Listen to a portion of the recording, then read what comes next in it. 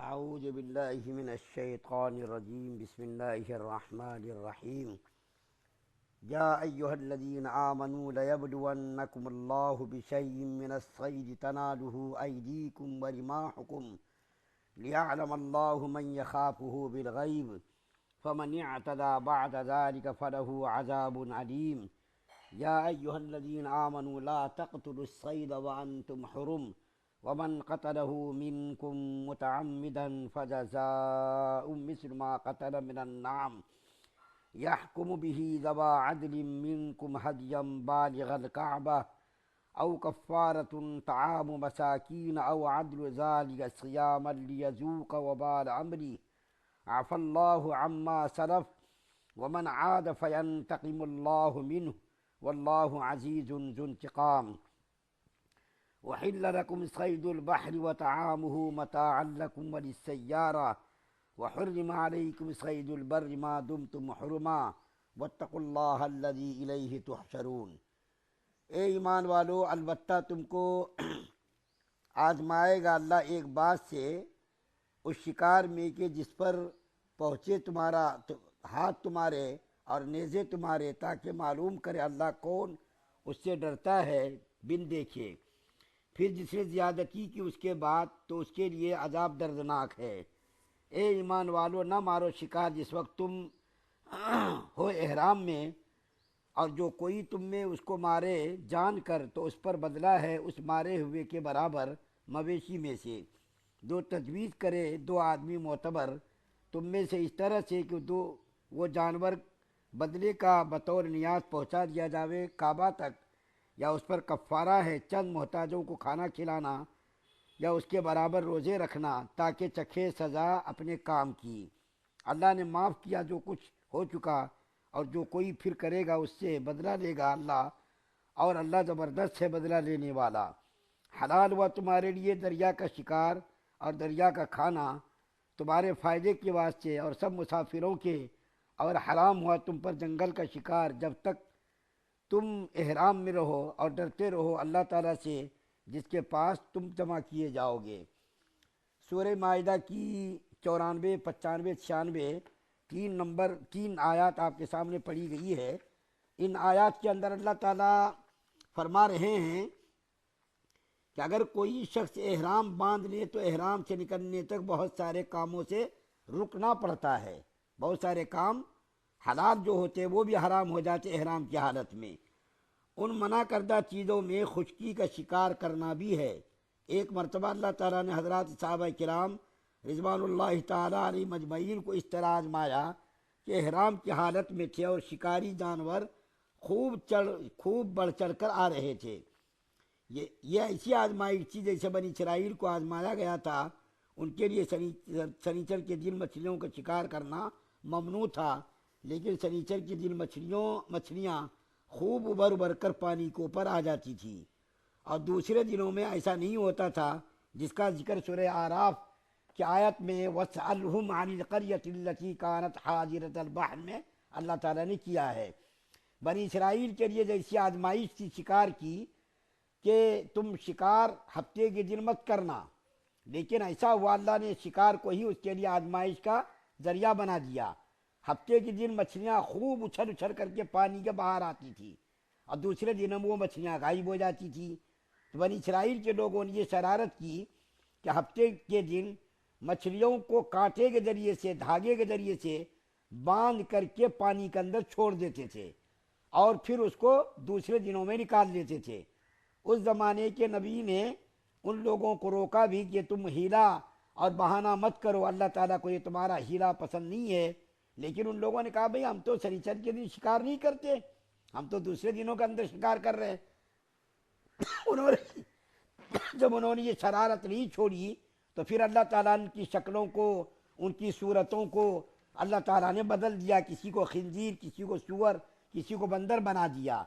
تو صحابہ کرام رضوان اللہ تعالیٰ علیہ مجمعین اس آزمائش میں بھی کھرے اترے، اور جب ان لوگوں کے سامنے شکار آیا تو ان لوگوں نے شکار کو نہیں مارا، اور وہ لوگ آزمائش کے اندر کھرے اترے. دوسری روایت میں آتا ہے کہ یہ آیت صلح حدیبیہ کے موقع پر نازل ہوئی، اور اس کی وجہ یہ ہوئی کہ حدیبیہ کے موقع پر صحابہ کرام کے سامنے شکاری جانور بہت سارے آئے، لیکن صحابہ کرام ان شکاری جانوروں سے شکار کرنے سے رک گئے، کسی نے بھی شکار نہیں کیا۔ یہ مسائل ایسے ہیں کہ روز مرہ کام نہیں آتے، خاص موقعوں پر، حج و عمرہ کے موقعوں پر یہ مسائل کام آتے ہیں۔ اس لیے میں زیادہ وضاحت کیے بغیر چند مسائل آپ کے سامنے بیان کرتا ہوں۔ حج و عمرہ کی حالت میں شکار کرنے سے متعلق چند مسائل آپ کے سامنے بیان کرتا ہوں۔ حرم میں اور احرام میں حرام ہے، عام ہے، خواہ معقول یعنی حلال جانور ہو یا غیر معقول یعنی حلال جانور ہو یا حلال جانور ہو، ہر قسم کے جانور کا شکار کرنا حرام ہے، حلال ہو غیر حلال ہو، معقول ہو غیر معقول ہو۔ شکار ان جانوروں کو کہا جاتا ہے جو وحشی ہوں، عادتاً انسانوں کے پاس نہ رہتے ہوں، پس جو خلقتاً اہلی ہوں، جیسے بھیڑ، بکری، گائے، اونٹ، ان کا ذبح کرنا اور کھانا درست ہے۔ ایک اور مسئلہ، البتہ جو دلیل سے مستثنیٰ ہو گئے ہیں ان کو پکڑنا، قتل کرنا حلال ہے، جیسے دریائی جانور کا شکار کرنا۔ اللہ تعالیٰ خود فرما رہے ہیں احل لکم صید البحر، اور بعض خشکی کے جانور جیسے کوا، چیل، بھیڑیا، سانپ، بچھو اور کاٹنے والا کتا، اسی طریقے جو درندہ خود حملہ کرے اس کا قتل کرنا بھی جائز ہے۔ حدیث شریف میں ان کا استثناء مذکور ہے۔ ایک اور مسئلہ، جو حلال شکار غیر احرام اور غیر حرم میں کیا جائے اس کا کھانا محرم کو جائز ہے، جب یہ اس کے قتل وغیرہ میں معین یا مشیر یا بتلانے والا نہ ہو۔ حدیث شریف میں ایسا ہی ارشاد ہے، اور آیت کے الفاظ لا تقتلوا میں بھی اس کی طرف اشارہ کیا گیا ہے۔ ایک اور مسئلہ، شکار حرم کو جس طرح قتل کرنے پر جزا واجب ہے، اسی طریقے سے خطا و نسیان میں بھی واجب ہے۔ ایک اور مسئلہ، جیسا پہلی بار میں جزا اور واجب ہے، اسی طریقے سے دوسری تیسری مرتبہ قتل کرنے میں بھی جزا اور سزا واجب ہے۔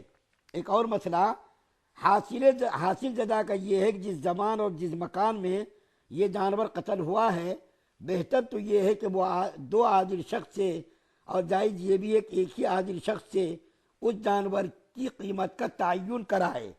پھر اس میں یہ تفصیل ہے کہ وہ مقتول جانور اگر غیر معقول ہو تب تو یہ قیمت ایک بکری کی قیمت سے زیادہ واجب نہ ہوگی، اور اگر وہ جانور معقول تھا تو جس قدر تخمینہ ہوگا وہ سب واجب ہوگا، اور دونوں حال میں آگے اس کو 3 صورتوں میں اختیار ہے۔ خواہ تو اس قیمت کا کوئی جانور حسب شرائط قربانی کے خریدے اور حدود حرم کے اندر ذبح کر کے فقراء کو بانٹ دے، اور یا اس قیمت کے برابر غلہ حسب شرائط صدقہ فطر کہ فی مسکین نصف سا فقراء کو دے دے، اور یا بحساب فی مسکین نصف سا جتنے مساکین کو وہ غلہ پہنچ سکتا ہو اتنے شمار سے دے دے، یا روزہ رکھ لے، اور تقسیم غلہ اور روزوں میں حرم کی قید نہیں، تقسیم غلہ اور روزے کی کوئی قید نہیں ہے، چاہے وہ حرم میں رکھے چاہے حرم سے باہر رکھے۔ اگر قیمت نصف سا سے بھی کم واجب ہوئی ہے تو اختیار خواہ ایک مسکین کو دے دے یا ایک روزہ رکھ لے۔ اسی طریقے سے اگر فی مسکین نصف سا دے کر نصف سا سے کم بچ گیا تو بھی یہی اختیار ہے کہ خواہ وہ بقیہ ایک مسکین کو دے دے یا ایک روزہ رکھ لے۔ نصف سا کا وزن ہمارے وزن کے اعتبار سے پورے 2 سیر ہوتا ہے۔ ایک اور مسئلہ، تخمینہ مذکور میں جتنے مساکین کا حصہ قرار دیا، اگر ان کو 2 وقت کھانا شکم سیر کر کے کھلا دے تب بھی جائز ہے۔ ایک اور مسئلہ، اگر اس قیمت کے برابر ذبح کیے جانور کے لیے جانور تجویز کیا مگر کچھ قیمت بچ گئی تو اس بقیہ میں اختیار ہے، خواہ دوسرا جانور خرید لے یا اس کا غلہ دے دے یا غلہ کے حساب سے روزے رکھ لے۔